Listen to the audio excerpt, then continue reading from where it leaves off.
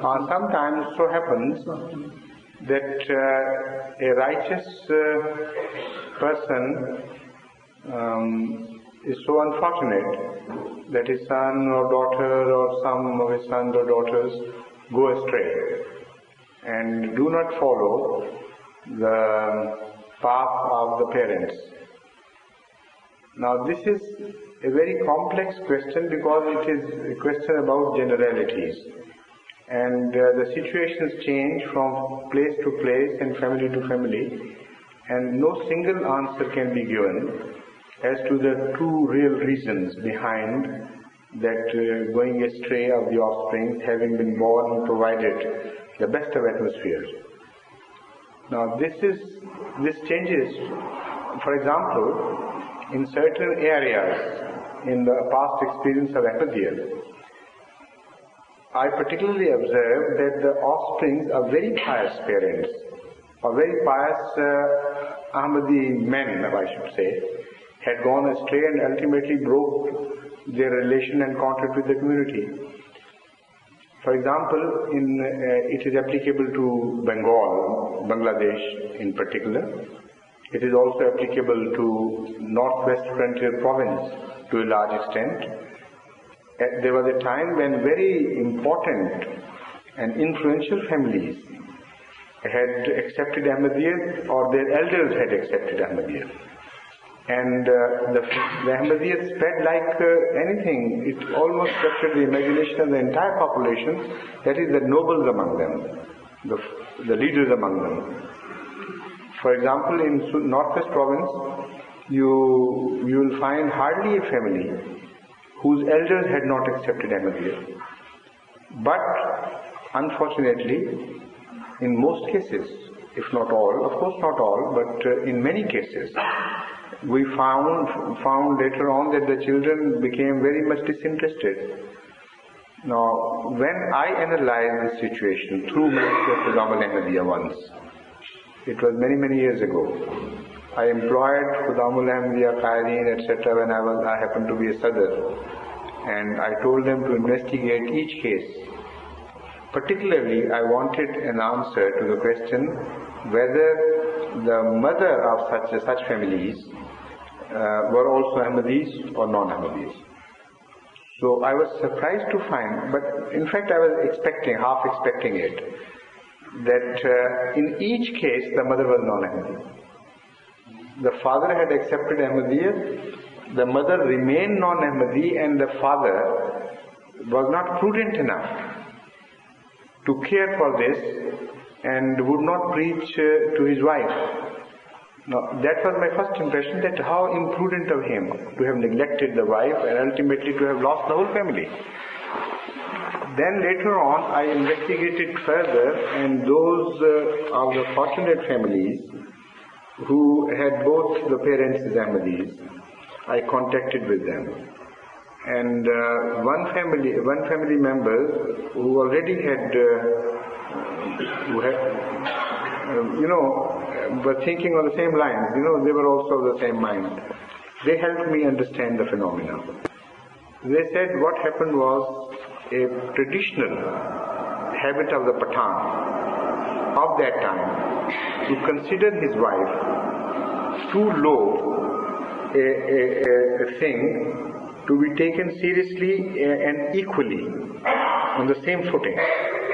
So it will be a degrading for a Pathan, according to the members of that family, of that time particularly, to treat wife so equally as to try to convince her and go into debate with her about religious differences.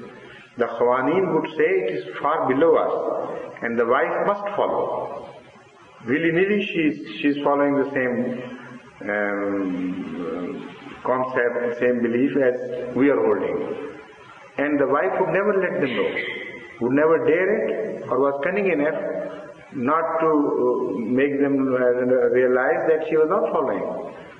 So he told me that this is an experience we have found. He knew some families very closely, and in the childhood he was moving among them, And he said what happened was that when father was away, mother would breathe into the ears of their children that look here, you need this and you need that, and your father is spending all this money, wasting it on Jamaat Ahmadiyya and sending it to Qadian.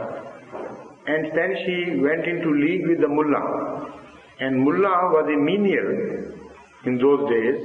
Now he has become the overlord of everybody in Pakistan. But his real place, his historical place in Pakistan has been that of a menial. So the mullah, who was always present there as a sort of servant, listening to his Lord's voice and following him in every respect, he was quietly, cunningly in league with the mother, and he poisoned the children against the father's religion. And the children would not dare to tell the father. They would go with him to the mosque, say the prayer and come back, and there was a complete lack of communication between the father and the mother on one hand, and the father and the children on the other hand. So this resulted in a situation that when the father closed his eyes, the family went astray, the whole of it. While in those cases where mothers were also Ahmadi, the family remained steadfast in Ahmadiyyat and offered great sacrifices.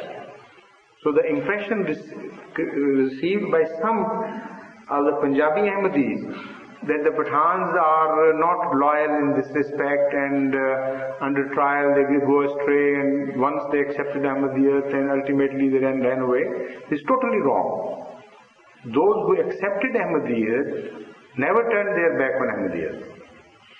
What happened was they left offsprings, unfortunately, in the hands of hostile mothers.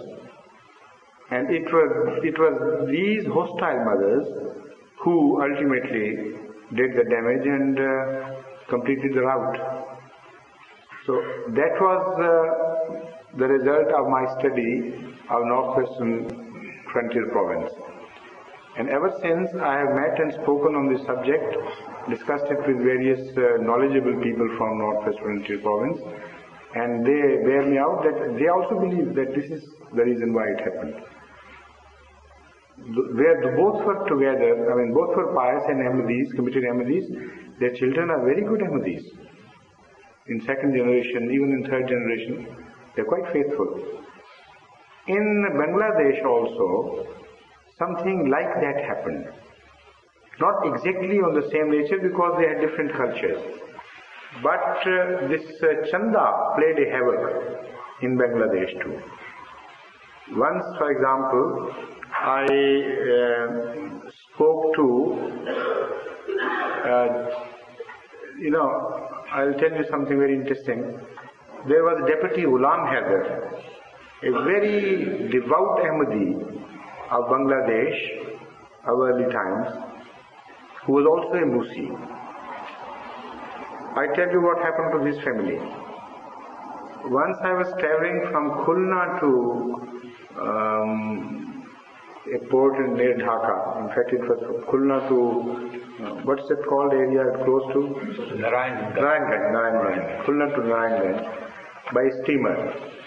And the American Council was also traveling by that steamer. So we happened to be together, so I started preaching to him and went into a very interesting discussion about Islam and Christianity. So there was a thorough gentleman, all tip-top westernized gentleman, who was first sitting on the next table, then he started coming closer, listening to us, then, getting warmer and warmer. Ultimately he requested me to be permitted to sit and participate. So I said, of course, you are most welcome. So after I finished the discussion, he said, and now I want to introduce myself to you. I am the unfortunate son of Deputy Ghulam Haider. And the whole family had broken away from Ahmadiyyat. And this is the first time I am realizing and knowing what Ahmadiyyat is.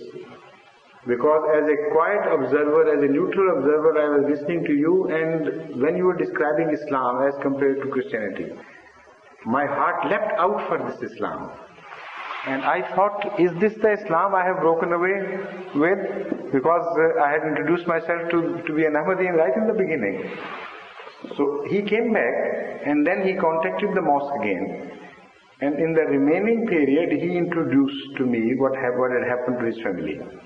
In that case as well, his father was a Musi and a very devout person. His mother was a very cunning non-Ahmadi. He told me, for instance, that she would tell us, some of us, to ask father for a motor bicycle.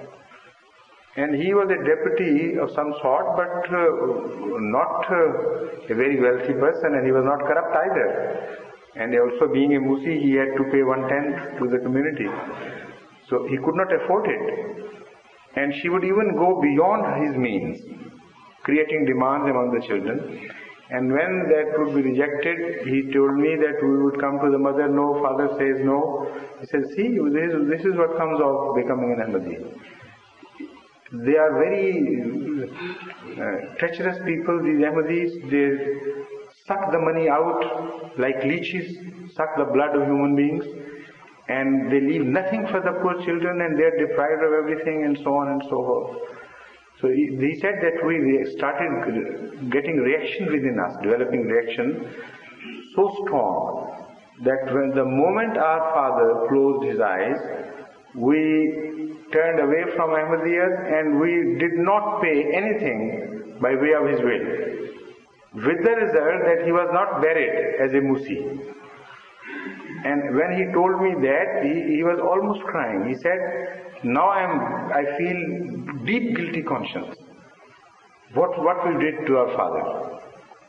But unfortunately, this is my story. So then I asked Maulvi Muhammad Sahib to further investigate, and his finding was exactly the same. That in most cases, it was a difference between the religious views of the mother and the father which created this unfortunate situation. So it is not only a theoretical or doctrinal difference which plays havoc sometimes with the children, but also a difference of levels of righteousness. Sometimes mothers are more righteous, and it is the fathers who have bad influence on the family. And it's a law of science that things must follow the path of least resistance, like electricity, like other forces of nature. If a path with less resistance is available, you would not follow a difficult path. You will automatically follow the path of least resistance. So in tarbiyah, in bringing up of the future generation, this is a very important factor which plays its role. If the father is less pious, less righteous and liberal, then the children would begin to follow the father's way and tend to be liberal, because it is to their own advantage. They enjoy life better and they think the mother is an orthodox something of old days. Let her be as she is, but follow the father, he is better in this respect. If it's the other way around, then they choose the mother as their model and they begin to follow the liberal mother.